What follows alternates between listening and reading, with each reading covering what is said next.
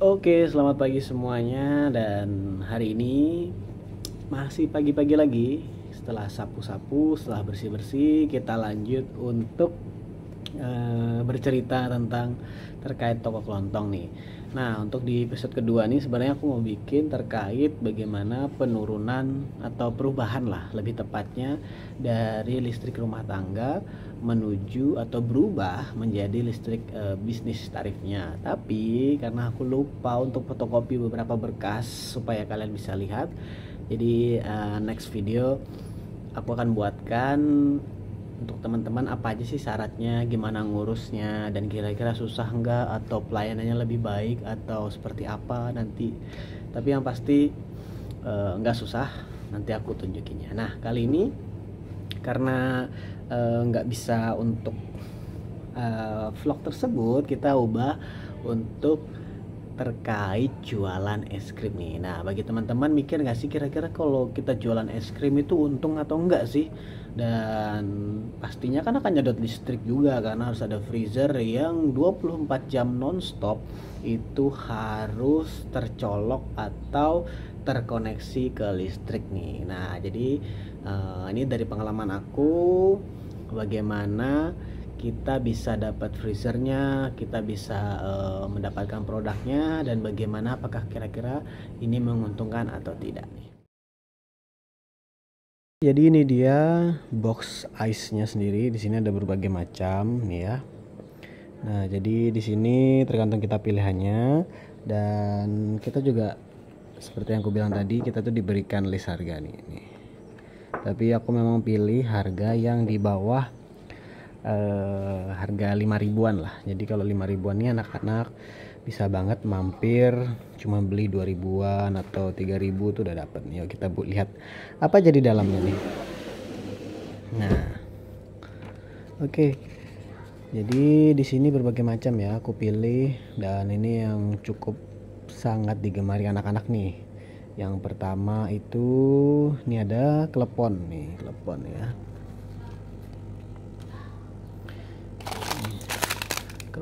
Klepon ini modalnya sekitar 2.400-an, kita jual 3.000. Nah, jadi harganya ini ditentukan oleh pihak AIS sendiri. Jadi kalian untuk di daerah sini bisa dibilang sama semua lah, nggak mungkin lah ada bedanya karena kita memang sudah diatur untuk sama nih. Nah, untuk Miki-Miki ini sendiri kita modalnya sekitar 1.600, kita jualnya 2.000. Memang terlihat kecil ya, tapi kalau dibanding atau dilihat rata-rata keuntungannya ini sekitar 20% lebih nih, karena ini kan 1.600 harusnya kalau kita hitung dijual 2.000 berarti kan untungnya 400, itu sudah lebih dari 20%. Sama nih Miki-Miki double coklat juga harganya 2.000. Kemudian ini juga mochi vanilla sama juga nih 3.000, modelnya 2.400. Nah, kemudian ini ada mongbin ya atau kacang hijau. Ini kita modalnya itu 3.200, kita jual 4.000, jadi untungnya sekitar 800, 20% lah rata-rata sebenarnya. Kemudian di sini ada sweet corn ini sendiri harganya lumayan juga nih, 3.200, kita jual 4.000, atau memang dianjurkan beli atau dijual seperti itu ya. Jadi kita memang ada patokannya dari pihak distributor. Kemudian ini ada coklat bingo ini sendiri dia 1.900-an, kita jual 2,5 nih. Ini sama sweet corn juga. Kemudian ada kalau yang ini coklat crispy ini dia 3.900-an, ini kita jualnya 5.000, jadi udah lumayan banget. Kemudian ini ada mango slush ini dia 3.200, kita jualnya 4.000. Ada juga fruit twister ini juga ya, macam-macam sih esnya di sini. Untuk sweet twister ini 2.400, kita jual 3.000. Ada juga taro ini sama aja 2.400-an, kita jual 3.000. Oke, kita pindah ke kaca selanjutnya nih. Nah, di sini ada klepon sama kayak tadi. Kemudian ada Maxcon. Maxcon ini harganya 4.000, dijual 5.000-an nih. Kalian pasti sering lah jumpai. Ini ada Grape, ini 1.600, kita jualnya 2.000 juga. Di sini ada Fruit Twister, mungkin, kemudian apa namanya, Mango Slush, dan yang terakhir nih ada ini namanya coklat sundae ini. Nah, coklat sundae sendiri memang dia satu-satunya yang di atas 5.000. Nah, kalau coklat sundae ini modalnya 4.700, dijual 600. Itu udah lumayan banget sih keuntungannya nih. Nah, dari jualan es krim. Ini baru pilihan aku aja ya. Kalian mau nambah itu banyak banget, ada sekitar 50-an dari produk yang ada. Nah, jadi teman-teman, bagi teman-teman yang mau mendapatkan produk es krim, ini banyak sih, ada dari Walls, ada dari Campina, ada Joy Day, kemudian ada dari Glass, itu macam-macam sih, ada dari Ice.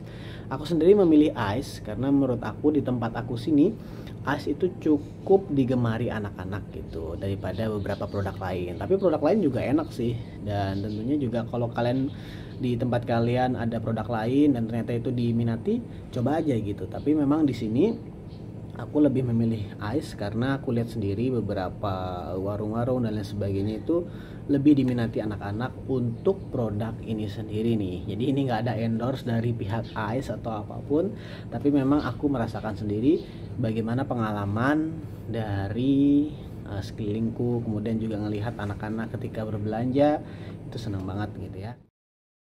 Nah, jadi untuk mendapatkan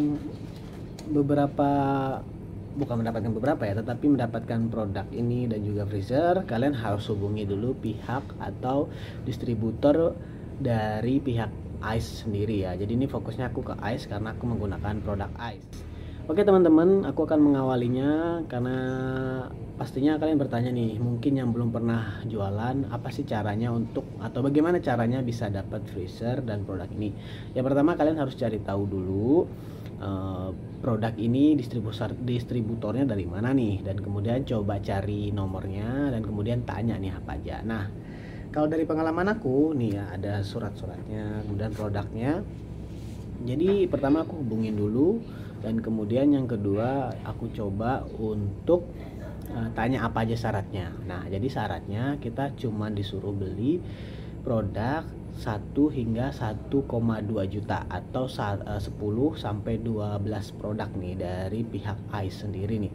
Nah, jadi dari situ kita disuruh bayar, kita disuruh beli. Nah, produknya ini memang kita tidak bisa menentukan di awal nih, kesepakatannya memang seperti itu.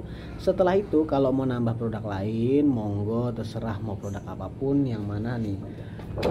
Ya, ada sekitar 54 produk nih, dan aku lihat sih kemarin dari salesnya udah mulai ada update baru Ice yang lain yang menurut aku enak-enak sih kayaknya. Tinggal nanti kalau teman-teman buka usaha dicoba aja gitu, banyak banget. Nah, kita akan dapat beberapa kontrak seperti ini. Nanti aku tunjukin di layar, yang bisa ditunjukin, yang lainnya jangan ya, karena ada data diri, kemudian ada data-data dari pihak pemberi atau penyalur ini sendiri. Nah, jadi teman-teman, setelah kita sepakat, nanti kita juga disuruh bayar 100.000 untuk ya anggap aja kayak sewa freezer. Tapi cuma sekali itu aja nih, sampai selama-lamanya teman-teman jika masih berjualan produk ini sendiri nih. Jadi jangan khawatir, produk itu akan dipinjami juga dengan freezernya, dan kemudian bayarnya cuma sekali dengan tarif 100.000 rupiah itu sendiri nih. Dan kemudian nih teman-teman, nanti teman-teman akan disuruh tanda tangan, kemudian ya berbagai macam lah seperti pada umumnya kontrak-kontrak yang lain. Nah, sebelum aku bacain kontrak ini, aku mau jawab dulu nih pertanyaan, apakah menguntungkan? Jawabannya iya, bener banget menguntungkan, karena nih teman-teman bisa lihat nanti kalau sudah punya atau mencoba dan itu memang berhasil, anggap aja nih sehari bisa laku 20 hingga 30 buah Ice atau produk Ice ini, teman-teman akan bisa cukup untuk membayar listrik pada hari itu nih. Nah, jadi tujuan utama aku mengambil Ice ini atau es krim ini yaitu untuk menutup dari konsumsi listrik. Kenapa demikian? Karena nih teman-teman, untuk aku pengisian 100.000 ya, di saat sebelum menggunakan tarif bisnis, aku akan mengisi 100.000 tuh hanya untuk paling maksimal 9 hari ini. Nah, dari 9 hari ini kan kita bisa bagi, ternyata perkiraan satu hari itu sekitar 15 ribuan lah, karena biasanya tuh rentanya 7-8 hari itu sudah habis. Kalau lagi hujan biasanya kan colokan-colokan nih, kayak untuk pembuatan cup sealer dan kemudian juga untuk blender kan nggak dipakai, itu bisa sampai 9 hari. Jadi sehari aku bayangin sekitar 15.000. Nah, dengan teman-teman menjual sekitar 30 produk ini sudah sangat cukup untuk menutupi listrik dengan tarif yang ada. Kemudian juga yang kedua, yang pasti untuk es krim ini sendiri nih teman-teman, itu akan sangat menarik anak-anak ketika belanja dengan mamahnya. Jadi biasanya nih kalau nggak mamahnya pengen belanja sesuatu, anaknya minta es krim, atau yang kedua anaknya minta es krim, mamahnya belanja sesuatu nih. Nah, jadi itu akan sangat saling melengkapi, dan itu sangat menguntungkan bagi teman-teman yang mau berjualan es krim ini sendiri nih, seperti itu nih. Dan yang ketiga ya pastinya bisa untuk untuk cemilan kalian sendiri lah kalau mau gitu. Dan kadang-kadang es krim ini juga bisa menjadi salah satu daya tarik, ternyata di warung ini lengkap loh gitu, nggak cuma sembako, nggak cuma peralatan-peralatan, ternyata ada es krim juga, yang membuat toko kita juga semakin terlihat penuh. Oke teman-teman, jadi untuk produk ini sendiri nih ada banyak nih ya, dan harganya itu di kisaran 2.000 sampai maksimal itu ada yang harga 12.000. Nah, jadi menurut aku cukup terjangkau dengan varian yang banyak banget, dan aku sukanya ini untuk produk ini sendiri nih tidak terlalu manis, jadi rasanya tuh pas gitu di lidah, dan ini cocok banget nih. Dan tadi keuntungannya rata-rata ini ada tertulis, jadi nanti kalau kalian punya atau berjualan produk ini akan terlihat berapa keuntungannya dan seperti apa polanya, nanti akan ada di gambaran dari produk-produk ini sendiri. Oke teman-teman, nanti akan tampil di layar juga, jadi aku akan bacain syarat dan prasyarat untuk jadi atau kesepakatan bersama lah. Nih ada ya, nanti aku bacain. Yang pertama yaitu pihak pertama minjamkan kepada pihak kedua. Pihak kedua nih yaitu yang penjualnya ya. Pihak pertama itu distributor, yang mana satu unit freezer dengan merek bla bla bla bla digerakkan dengan tenaga listrik 220 volt, kemudian dengan model bla bla bla, inventaris dari perusahaan bla bla bla atau CV bla bla bla. Nah, kemudian nih teman-teman, jika terjadi penukaran freezer yang ditarik dan untuk barang penggantinya akan dibuatkan surat lagi nih, surat perjanjian pinjam barang yang baru, dan kemudian dilampirkan kopi lampiran surat perjanjian barang yang lama nih. Nah, kalian kalau tadi mau mendapatkan freezer itu cukup butuh KTP aja, dan nanti akan disurvei dari teman-teman distributor dari produk ini. Nah, ini nih yang penting nih ya. Jadi freezer hanya digunakan khusus untuk hasil produksi pihak pertama, atau dalam tanda kurung tidak boleh digunakan untuk produk apapun, bahkan nih kayak mungkin es krim, kemudian nyimpen makanan lain sebagainya. Jadi memang khusus untuk produk dari mereka nih ya. Nah, bahkan barang pribadi juga nggak boleh nih ditemukan di dalam freezer ini. Nah, nanti kalau ketemu nih akan ada penarikan nih. Kalau mungkin dah dilihat keterlaluan nih, ternyata freezernya nih sudah dipakai untuk ini, itu dan lain sebagainya. Nah, itu akan bisa menjadi indikasi untuk bisa ditarik oleh pihak distributor nih. Dan isinya juga ditarik tanpa ada mengganti rugi isinya. Nah, jadi teman-teman hati-hati ya, kita nggak tahu ya. Kalau mungkin teman-teman cuma nitip air untuk didinginin ya mungkin oke lah, tapi kalau untuk produk-produk lain kayaknya jangan, atau kalau bisa ya jangan semuanya. Nah, freezer tidak diizinkan untuk berada pada pihak lain tanpa sepengetahuan pihak pertama. Ya, ini wajar ya. Pihak kedua tidak diizinkan untuk memindahkan kepemilikan, lokasi, dan lain sebagainya tanpa persetujuan pihak pertama. Nah, persetujuan diberikan dengan disertai dokumen persetujuan pemindahan freezer yang sah dan bermaterai. Kemudian, apabila terjadi kerusakan yang bukan dikarenakan cacat produksi, maka segala resiko dan biaya diperbaikan sepenuhnya menjadi tanggung jawab pihak kedua atau pihak penjual di toko. Nah, yang mana ini pihak kita yang menjual esnya ya. Nah, pihak kedua wajib menghubungi pihak pertama segera setelah dilakukan kerusakan. Perbaikan kerusakan harus atas pengetahuan pihak pertama dengan menunjukkan vendor yang ditentukan oleh pihak pertama. Nah, kemudian pihak pertama sewaktu-waktu akan mengecek freezer tanpa memberitahukan. Nah, ini jadi sering banget ya, mereka itu kayak seminggu sekali ngecek, nggak tentu harinya apapun. Kemudian tiba-tiba datang. Nah, mereka datang ini juga nggak cuma ngecek, tapi juga membersihin apa ya namanya ya, frozen itulah, yang es yang ada di dinding kulkas atau freezer itu sendiri. Jadi dibersihin. Menurut aku pelayanannya bagus sih. Nah, kemudian jika terjadi penarikan freezer, pihak pertama harus menunjukkan surat resmi nih. Jadi kalau ada yang narik nih harus ada surat resminya yang ditunjukkan kepada pemilik toko. Jadi semuanya bisa tahu. Jadi pihak pertama wajib memakai seragam nih. Jadi yang datang itu biasanya memang pakai seragam dan itu udah kelihatan sih. Kemudian ada name tag-nya, kemudian CV-nya dan lain sebagainya. Dan pihak kedua atau kita yang menjual itu akan ada konfirmasi secara lisan melalui telepon untuk memastikan nih apakah benar atau ternyata ini penipuan dan lain sebagainya. Jadi nanti akan ada ya di kontak-kontak lah. Teman-teman harus simpen lah nomor kontak dari perusahaan atau distributor yang memberikan produk itu sendiri nih. Nah, proses penarikan unit ini nih, jika ternyata kita kena tipu, kita ini harus mengganti sekitar 5.500.000 nih harga freezer itu. Jadi hati-hati dan pastinya teman-teman baca kalau dapat surat kontrak kedua belah pihak seperti ini nih. Nah, segala kerusakan kecuali kerusakan-kerusakan lain dari mana ini kayak cacat produksi dan sebagainya itu menjadi tanggung jawab kita nih teman-teman. Jadi teman-teman diharapkan juga untuk menjaganya lebih baik, dan nanti jika ada kayak mati lampu kemudian atau force major yang lain-lain bencana alam, itu bisa teman-teman segera hubungi pihak yang memberikan apa namanya barang ini. Nah, nanti barang teman-teman tuh bisa dititip di mungkin gudang atau penyimpanan mereka. Jadi kalau mati lampu 4 jam lebih itu boleh teman-teman hubungi dan nanti titip barang gitu. Itu nggak dikenakan biaya sih setahu aku ya. Jadi tapi ya kita antar gitu, dan tentunya ya nggak ada apa namanya kayak harga-harga tambahan sih, karena kan ini tujuannya atau terjadi karena tidak dalam kehendak kita gitu, atau tidak dalam wewenang kita, karena kalau mati lampu bencana alam itu kan sudah ya kita ya cuman bisa bersabar lah seperti itu.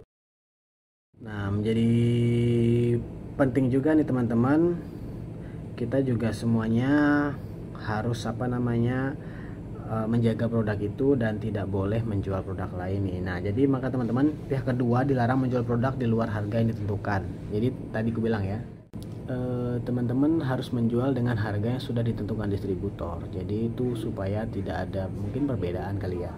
Nah, jadi teman-teman jualnya tuh seperti yang ada di apa namanya brosur yang sudah mereka bagikan. Sorry ada orang tuh. Dan kemudian kalau enggak nih, kita akan kena denda 100.000 rupiah nih per pieces nih. Wow, luar biasa kan. Produk ini juga dilarang dijual keliling atau dijual di luar freezer yang sudah teman-teman dari perusahaan berikan gitu. Jadi memang sudah ada mungkin standar-standarnya. Kemudian lanjut, ini agak panjang dikit nggak apa-apa ya, jadi biar teman-teman tahu. Nah, apabila selama 14-30 hari penjualan berdasarkan hasil evaluasi ternyata nih pihak pertama menyatakan bahwa penjualan dari pihak kedua kurang memuaskan, nah pihak pertama ini ternyata bisa menarik freezer itu. Nah, jadi teman-teman harus kayak ada ya perkembangan lah, masa sehari 2 hari nggak ada jualan, terus kemudian kayaknya nggak ada penjualan sama sekali terus menerus, kan kayaknya ya pasti merugikan juga lah, teman-teman juga rugi listriknya juga gitu. Nah, jadi pihak kedua berhak menghubungi pihak pertama untuk menarik freezer ataupun juga sebaliknya. Dan ternyata pihak pertama ketika memang ada penarikan karena tidak optimal, ini akan dibayar sisa es krimnya. Jadi sama-sama nggak rugi lah, walaupun mungkin kita ya nggak jadi jualan lagi gitu. Kemudian kalau ada kayak bencana alam itu memang freezer tidak akan dikenakan biaya kepada kita. Makanya kayak kebanjiran, gempa bumi dan lain sebagainya itu akan menjadi tanggung jawab yang pertama. Nah, untuk es krimnya itu menjadi tanggung jawab untuk kita nih. Jadi kalau ada kebakaran, kemudian gunung meletus itu sama-sama dirugikan, ya kita rugi es krim, mereka rugi freezernya. Nah, secara garis besar seperti itu ya, teman-teman. Nah, kalau teman-teman bertanya apakah ada kesepakatan untuk kadaluarsa, ada nih. Jadi, apabila barang mengalami masa kadaluarsa dan toko tidak melapor kepada pihak pertama, maka kerugian sepenuhnya menjadi tanggung jawab pihak kedua. Jadi, kalau ada yang mau kadaluarsa bilang aja. Ya, nggak tahu sih apakah akan ada ganti, tapi kayaknya bakal dapat ganti sih, karena kan ini kan untuk menjaga kualitas produk mereka juga nih. Bayangin kalau kita jual produk yang expired, jadi ya akan kurang bagus lah. Nah, secara garis besarnya isi kontraknya seperti itu. Nggak terlalu rumit-rumit juga, asal kita saling menghargai, kita saling mengikuti aturan yang sudah diberikan. Lancar sih, selama ini aku juga lancar dan enak-enak aja. Dan mereka juga cukup welcome lah dengan kita, sering nanyain gimana, ada produk-produk baru, bahkan ada kayak ini kan lagi olimpiade nih, ada promo-promo terkait olimpiade, kita beli 6 dus dapat 1 dus ya dengan varian tertentu ya, itu sangat luar biasa. Jadi itu aja sih teman-teman dari aku terkait apakah menguntungkan? Ya, menguntungkan. Apakah susah untuk mendapatkannya? Enggak. Aku hubungi sore, nggak nyampe 2 jam udah diantar kulkasnya. Jadi menurut aku itu yang aku dapatkan ya, yang terjadi padaku, dan menurut aku cepat banget gitu. Dan orang-orangnya juga lumayan ramah-ramah dan enak juga. Kita kalau bingung bisa telepon langsung kok. Jadi semuanya dimudahkan dan kita jualan juga enak. Itu aja dari aku episode kedua terkait apakah rugi atau tidak jualan es krim.